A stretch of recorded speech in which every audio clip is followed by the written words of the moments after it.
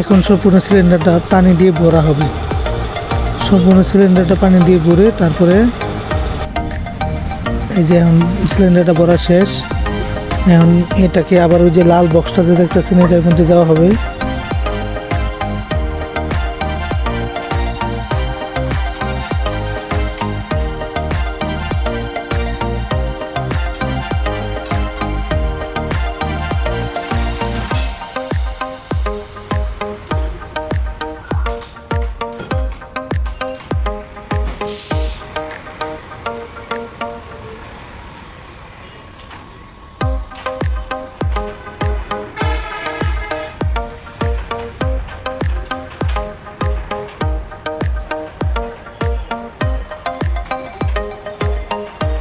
এই যে এখন এই সিলিন্ডারটা এই ড্রামের মধ্যে ঢুকানো হবে, যাতে এই সিলিন্ডার যদি ব্রাস্টও হয় তাহলে যাতে বাইরের মানুষের যেন কোনো ক্ষতি না হয়।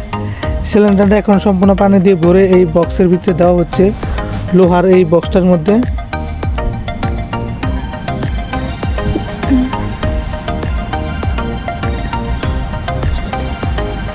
এই যে এখন হাওয়ার মেশিনটা দেওয়া হবে, 4800 প্রেসার দেওয়া হবে, হাওয়ার 4800 প্রেসার দেওয়া হবে।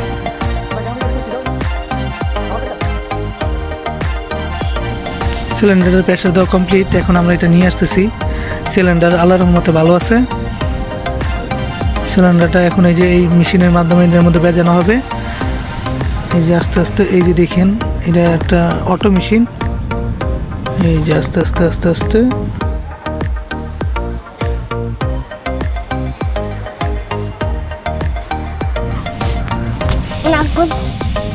এই যে এখন আটকাই দিল, এখন সম্পূর্ণ আটকে গেছে। এখন উপরে ঢাকনাটা খুলে দিব, খুলে দেওয়ার পরে ঢাকনাটা শুয়ে যাব, শুয়ে যাওয়ার পরে এটার ভিতরে যে পানিটা আছে এই পানিটা এখান থেকে ঢালাই দেব।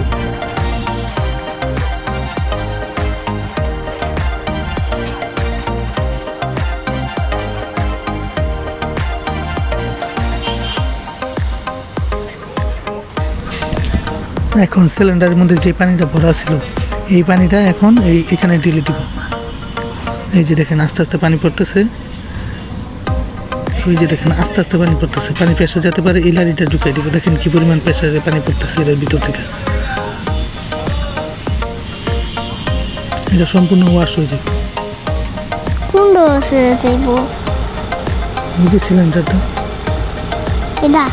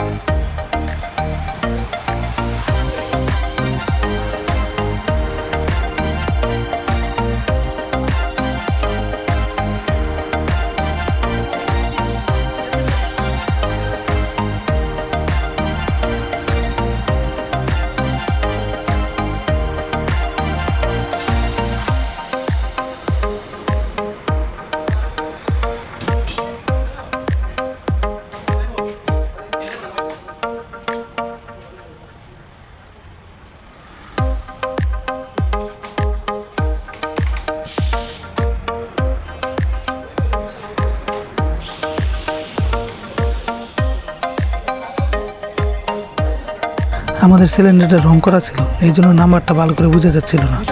এই জন্য এখন গ্যানিং মেশিন দিয়ে একটু ঘষা লাগতেছে, ঘষে নাম্বারটা বের করা হয়েছে।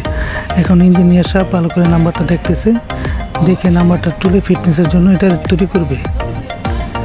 নাম্বারটা ভালো করে চেক করতেছে যাতে এটা ভালো করে করা যায়, নাম্বারটা বোঝা যায় স্পষ্টভাবে।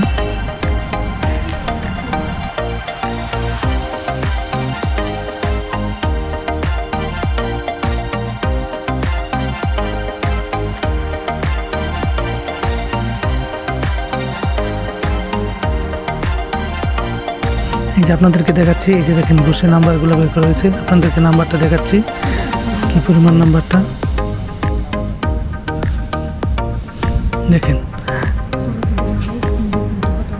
এই যে দেখেন চ্যালেঞ্জারের নাম্বারটা দেখা যাচ্ছে না, তাই ভালো করে ঘষে তারপরে নাম্বারটা নেওয়া হয়েছে, যাতে ভালো করে স্পষ্ট বোঝা যায়, যাতে ভুল না হয়।